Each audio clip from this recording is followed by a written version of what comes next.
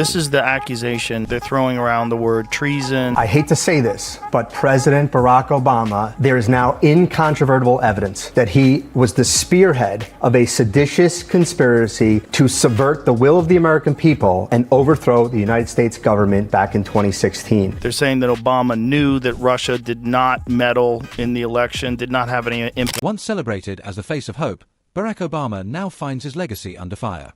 And Joe Rogan isn't holding back. With razor-sharp wit and zero patience for political theater, Rogan rips through the charm, the speeches, and the curated brand to expose a presidency wrapped in contradictions. From polished promises to hollow results, this roast cuts deep. The shine is wearing off, the script is falling flat, and the truth is finally breaking through the carefully staged illusion. You never seen it? No. He gets a glass of Flint tap water, and I swear to God, he drinks it like this. Watch this. Can I get some water? I really did need a glass of water. This is not a stunt. You're doing something isn't a stunt. You have to. It's 100% a stunt. When was the last time a president stopped a speech to ask, "Can I get a glass of water?" They would never do that. They would have water ready for him. Barack Obama walks into history like a man who just discovered his own Wikipedia page and can't stop refreshing it. The problem is, every time he hits update, it reads more like fan fiction than fact. Joe Rogan didn't need a warm-up.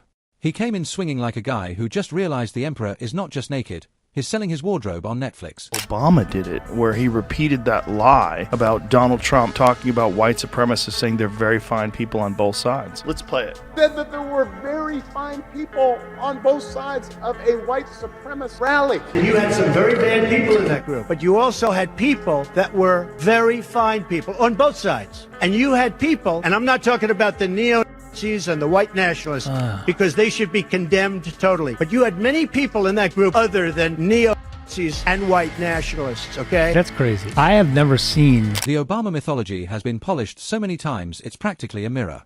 Hope, change, unity, buzzwords that age like a meme from 2008. Joe isn't buying it.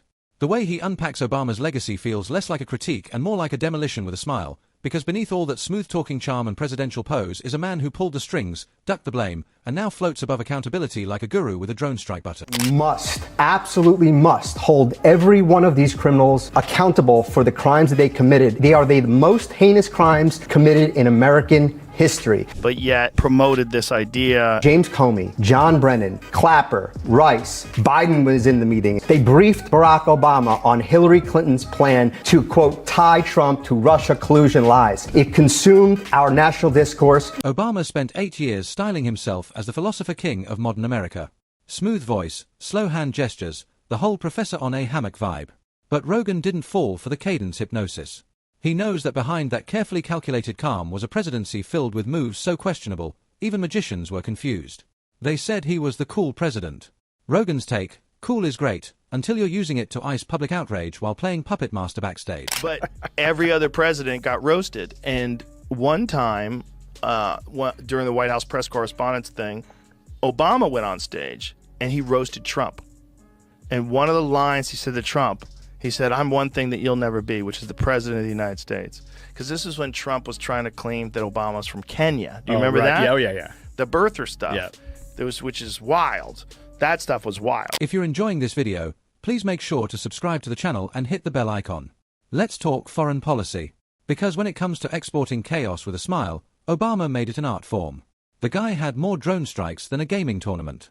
He talked peace while launching missiles like a pyromaniac with a Nobel Peace Prize. Rogan barely had to try. He just listed the countries Obama bombed without blinking. And suddenly, that Peace Prize looked less like an honor and more like a participation trophy from the Global Intervention Olympics. About Biden. Give me some volume and go full screen. What you know now, do you wish you had a third term? You know what, if I could make an arrangement where I had a stand-in, a front man or front woman, and they had an earpiece in, and I was just in my basement in my sweats, looking through the stuff, and then I could sort of deliver the lines, but somebody else was doing all the talking and ceremony, I'd be fine with that. We know he wasn't really running the country. Yeah. We used to think he was actually running the country, and now they're like, no, he didn't even see those executive orders. That was all auto. And remember his administration's cozy little dance with surveillance. NSA spying on citizens like they were auditioning for the next season of Big Brother, Constitution Edition. All while Obama gave speeches about liberty and transparency. Rogan pointed it out like he discovered a magician's trapdoor. The man sold freedom on camera while wiretapping it backstage.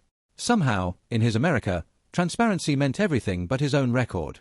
Let's not forget how he turned the media into a personal cheering squad. Reporters didn't just cover him, they practically wanted to be him. Newsrooms were reduced to campaign echoes. Rogan didn't hold back. He joked that the press under Obama looked like interns at a motivational seminar, nodding, smiling, tweeting out platitudes while real issues burned down the hallway. It was less journalism and more fangirl frenzy, and then there's the economic rebound mythology. Obama loves to take credit for saving the economy like he single-handedly wrestled Wall Street into submission using spreadsheets and charisma.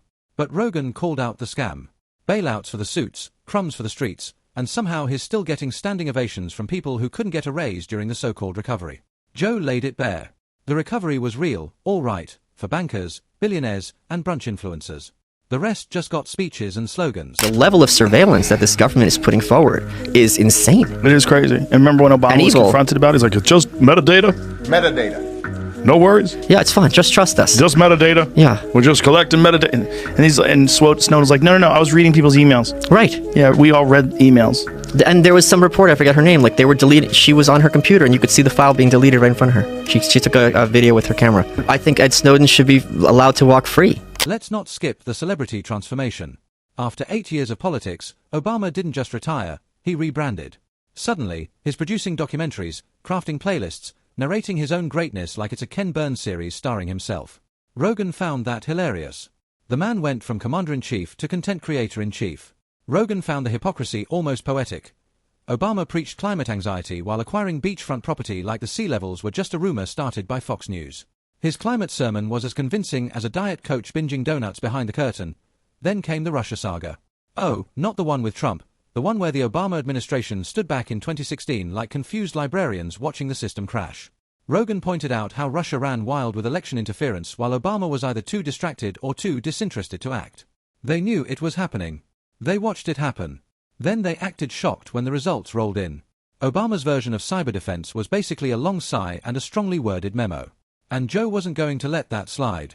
He shredded the Above the Fray Act and exposed the apathy behind the curtain. And yet they repeated that lie. Why would you place your faith in somebody who instituted a so-called Muslim ban? I just completely lost respect for Obama when he repeated that lie a few days before the election, knowing it's false. Who said that there were very fine people on both sides of a white supremacist rally? This just shows how desperate they were to keep Trump out, which is wild. Who sat down for pleasantries with Holocaust deniers? They just felt like this is a tool that we have, and let's use it. And let's just say whatever the we have. And what about healthcare? The landmark achievement that turned into a bureaucratic Rubik's Cube no one could solve. Obama promised simplicity, affordability, and universal access. What the country got was a system so confusing it needed a tutorial. Then there's the border. Rogan didn't miss the irony. The guy who lectured the world about compassion also ran the administration that built the cages and perfected the art of media-friendly deflection. Kids in detention centers, not a crisis, just a policy that got a different name. Joe didn't need to shout.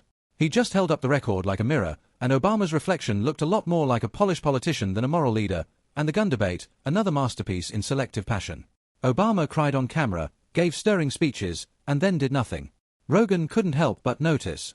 Lots of words, little action, and somehow, it's always someone else's fault. He made it sound like he cared so much, the laws just didn't follow through out of pure exhaustion. Joe wasn't buying it.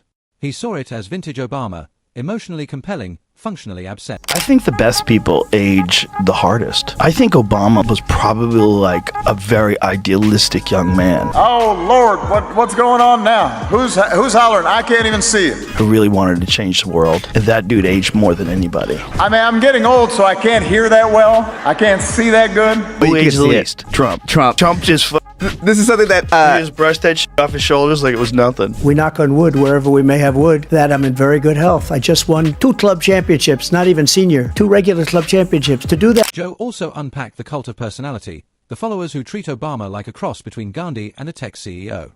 The man can tweet about socks and the internet loses its mind. Rogan mocked it with surgical precision. He's not a philosopher, he's a brand, carefully curated, endlessly promoted, and immune to criticism thanks to a protective wall of nostalgia and press adoration. The guy built an empire out of vague hope and high-end lighting. And while everyone else talks about Obama like he's the adult in the room, Joe pointed to the actual outcomes. Divided country, check. Rising mistrust in institutions, check. Let's not forget his treatment of whistleblowers. The man who promised a transparent government came down harder on truth-tellers than any administration before him. Rogan laughed at the irony. Transparency for thee, persecution for the, too. Whether it was Snowden, Assange, or lesser-known leakers, Obama didn't hesitate to lock the file cabinet and throw away the key. So much for shining a light on government. More like pulling the blinds and bolting the windows. Obama mocked him. Remember? He did the White House press correspondence dinner, and he said, No one is happier, no one is prouder to put this birth certificate matter to rest than the Donald. He can finally get back to focusing on the issues that matter. Did we fake the moon landing? What really happened in Roswell? And where are Biggie and Tupac?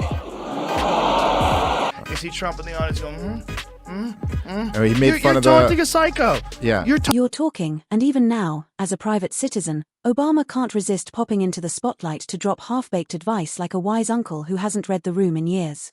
Rogan tore into that, too. The detached lectures, the Instagram-level insights, the air of superiority that suggests he's the only adult left in a nation full of toddlers. It's not wisdom, it's branding.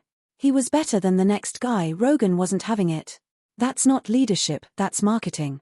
And for a guy who once commanded the world's most powerful office, he sure spends a lot of time acting like he was just a passenger on the tour bus. No mistakes, no regrets, just curated playlists and reflections. Even his memoirs are exhausting, 2 volumes of heavily edited self-flattery. Each page dripping with that special brand of self-awareness that somehow dodges accountability like it's allergic to honesty. Rogan compared reading them to sitting in a sauna with a motivational speaker who only talks about himself, sweaty, long-winded, and somehow you leave with more questions than answers. Remember when they gave that speech, when he gave a speech on television, and everybody was like, fuck this. And then they it kind of just went away. It was one of the most beautiful moments in modern American history. People really actually stood up and stopped a war from happening. Today, I authorize the Armed Forces of the United States to begin a limited military action in Libya in support of an international effort to protect. Rogan made it clear, Obama's biggest skill wasn't governance, it was illusion. A master of the carefully placed pause, the meaningful glance, the rhetorical flourish that meant everything and nothing all at once. He built an image so bulletproof that even his failures got reframed as noble struggles. He's not just a man, he's a franchisee political iPhone, sleek, expensive, and slightly more useless with every update. And while America continues to wrestle with the consequences of the choices made under his watch, Obama remains airborne, literally and metaphorically, floating above the wreckage with a knowing smirk and a contract for another docuseries, the smooth delivery and the jagged results. He showed that underneath all the polish is a legacy that might not hold up to actual light. And just like that, the aura dims a little more. The applause fades, and the curtain starts to lift.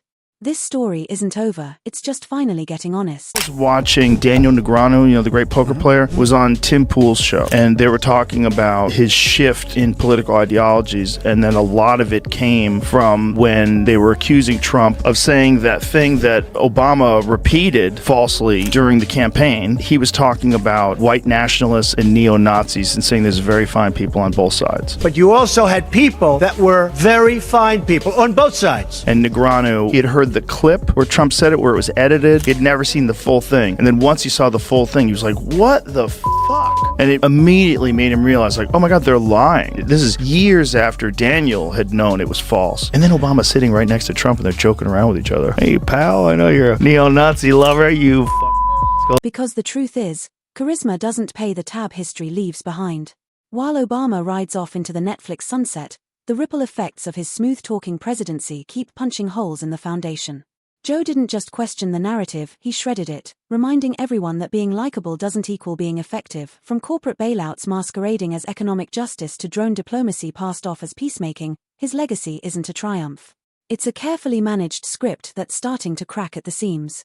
And that's the part no one wants to admit. The Obama glow is fading, and all that's left is a politician with a killer delivery and a backstage full of contradictions. Joe Rogan didn't just roast him, he held up a mirror, and when the smoke cleared, the reflection wasn't a hero. It was a man who mastered the art of looking right while doing wrong. The era of being untouchable is done. The myth is unraveling. And for the first time, the spotlight isn't highlighting the icon, it's exposing the illusion.